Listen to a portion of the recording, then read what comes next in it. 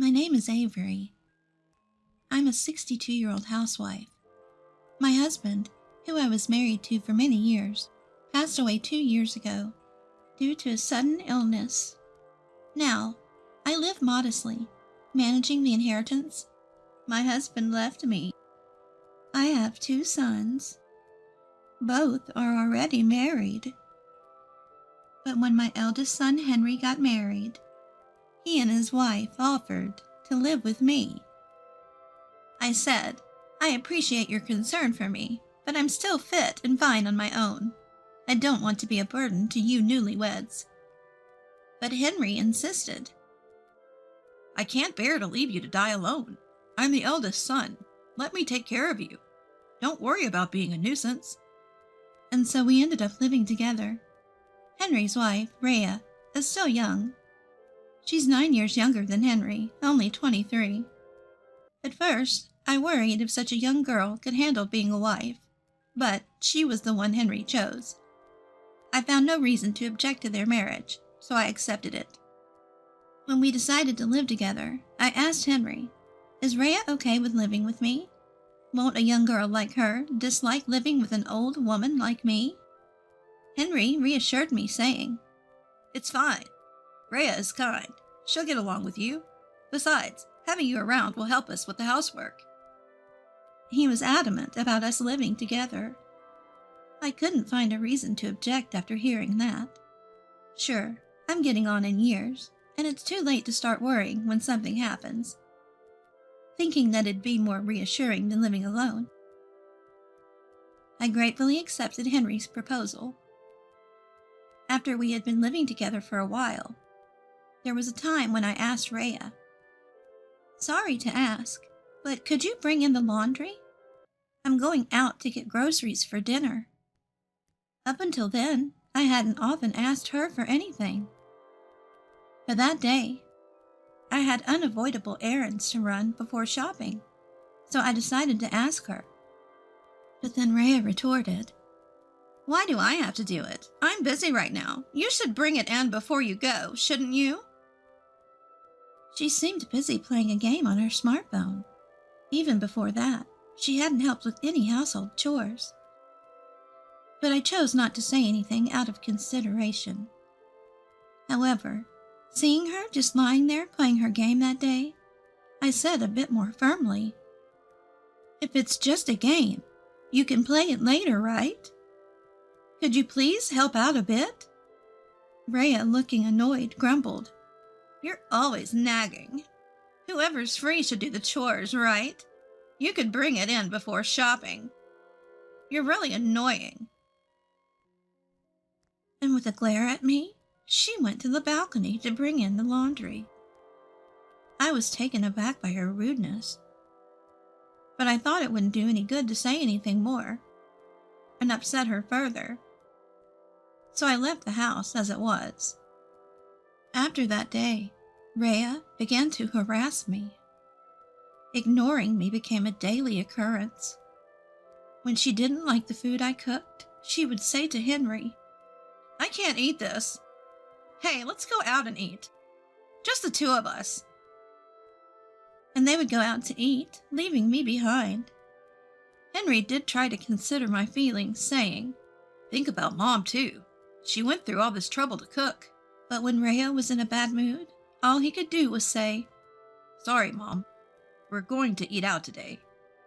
And follow Rhea's orders. Rhea never did any housework, no matter how much I asked. Instead, she said, You're not working right. Aren't you ashamed to rely on Henry for everything at your age? It's normal for you to do the chores, isn't it? She acted as if it was completely natural for me to do all the housework. Rhea accused me of not working, but she wasn't working either. But she felt superior because she was supporting Henry, who was working. I hadn't told Rhea, but I wasn't unemployed. I had a little income from managing the apartment left to me by my husband. I also gave Henry living expenses, so I wasn't completely dependent on him. But Rhea seemed to think that because I wasn't working outside the home, I didn't have any income. So Henry was footing all the bills, Once, when I was cleaning, Rhea shouted at me. "Can't you clean a little quieter? It's noisy." I was just vacuuming normally, but Rhea was on the phone call and was complaining about me to the person on the other end, saying, "Hello, sorry about that. Yeah, it's Henry's mom. She's really noisy, isn't she? She should be able to do the housework quietly." At this point, even I was annoyed, and I told Henry about what had happened that day when he came home from work. You know, I'm not saying you have to do everything, but Rhea, you've been absolutely no help with the housework. Not only that, but I got scolded just for vacuuming. It's normal to share chores, and of course, I do my part.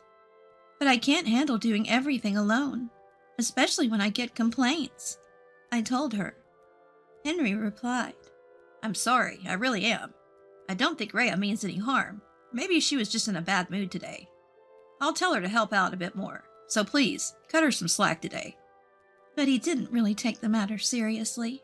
Even so, I hoped that Henry would talk to Rhea, and I decided to watch how things unfolded without saying anything.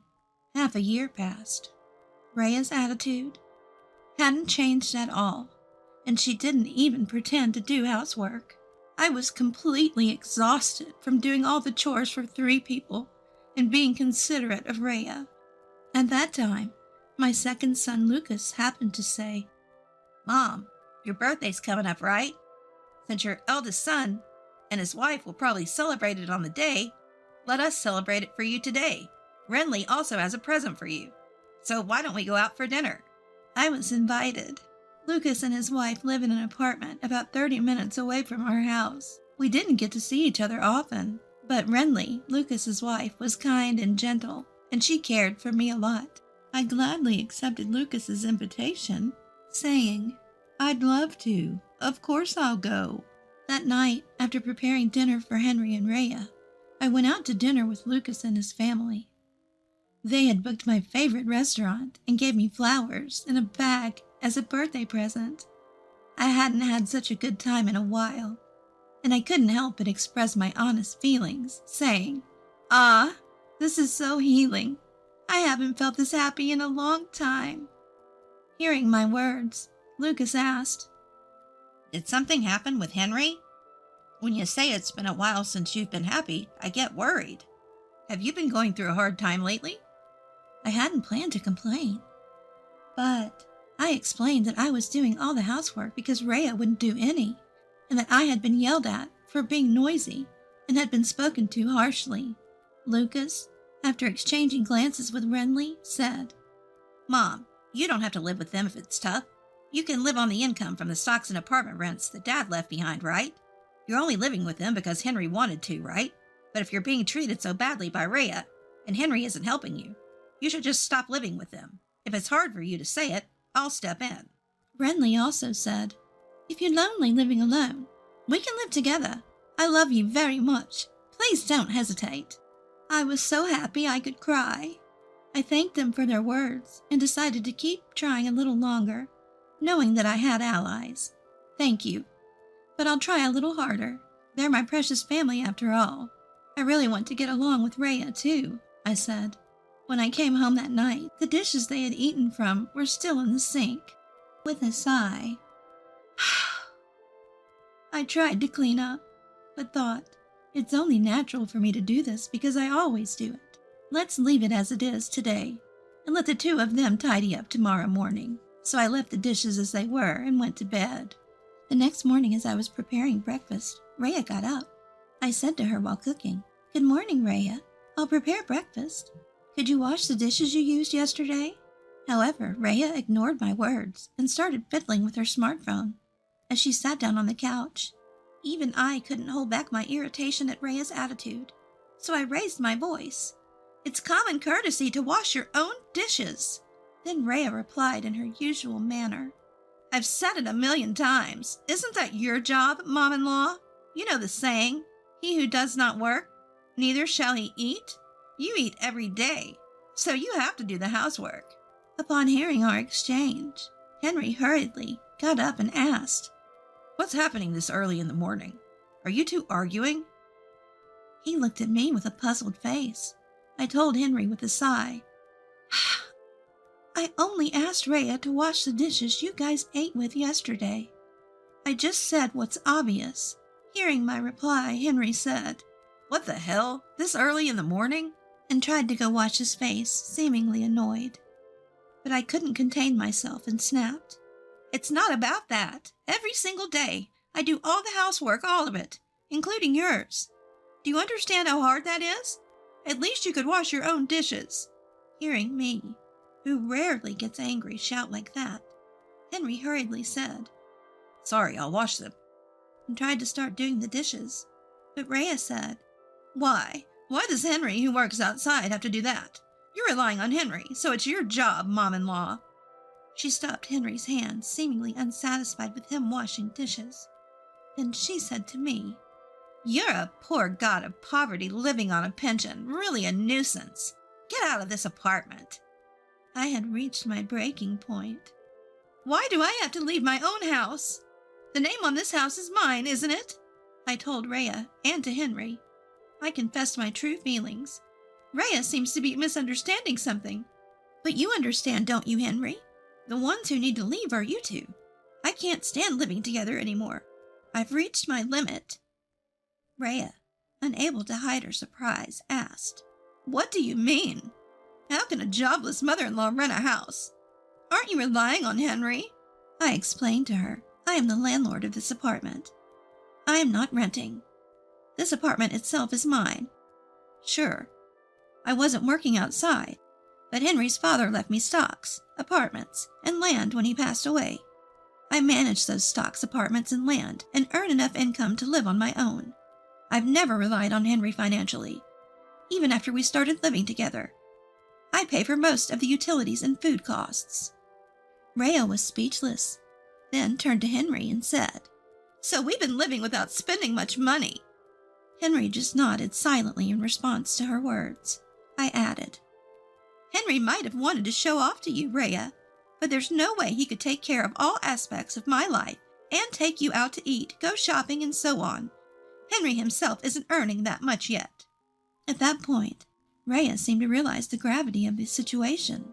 She changed her attitude, her face pale, and said, I'm sorry, mother-in-law.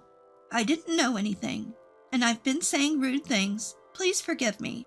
If our living together ends, Rhea won't be able to live the way she has been. She realized this and kept repeating, I'm sorry, in a flustered manner, understanding the situation. They repeatedly apologized in a flustered manner.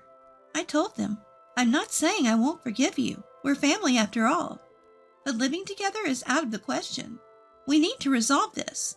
You two should rent a house and live there by yourselves. Henry reacted to my words with desperation. I'd worry if something happened to you, Mom. From now on, Rhea and I will help with housework. I just don't want to leave you alone. However, I reassured him, I'll be fine. If you're that worried, I'll live with Lucas and his family.